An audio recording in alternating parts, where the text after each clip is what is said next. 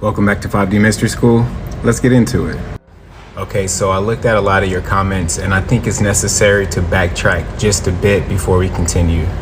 I just wanted to shed a little bit more light on the Black Moors and Black Aboriginals.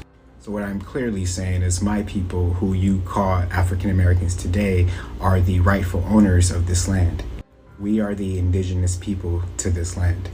We have always been here before Columbus, and when others came to this land, they had to check in with us. But of course, our land was stolen, and the history that we are taught in school is actually a false narrative. But I'm not going to cover the entire history in this video.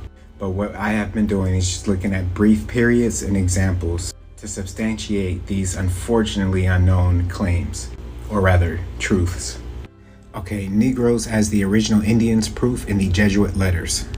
The book Africans and Native Americans by Jack Forbes paint a very different picture of the history than what most of us were taught about the origins of Black people in the Western Hemisphere. And you can pause to read the rest. I'm just going to go over brief examples.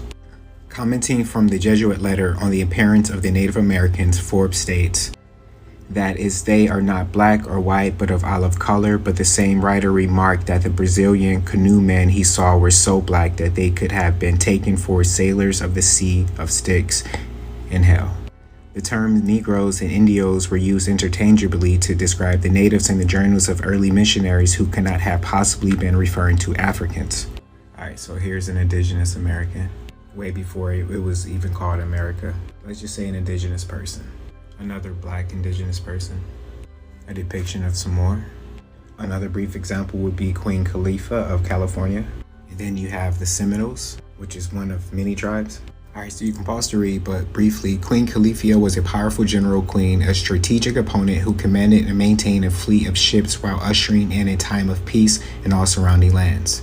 The robust Californian blacks were master trainers and lovers of exotic animals with developed skills. They were able to teach themselves to defend, utilizing a real force of domesticated and trained griffins and eagles and snakes and tigers and bears, along with other species native to California and Africa. These unusual creatures were trained to protect the land and its people. Queen Khalifa and the mighty empire of the California blacks, a people whose civilization and history has been lost to time and space through a deliberate destructive conspiracy of lies, secrets, and deaths perpetrated by evil invaders of ancient America. To say they came before Columbus is an understatement. They came thousands and thousands of years before. Alright, so here's some ancient America's sacred cave art. Yellow Diamond Harvest, California. Over 100,000 cave and rock art pictures, symbols, and ancient artifacts can be found in Crystal Lake, California. Now a restricted United States Army base. Go figure. Man, we can't have nothing.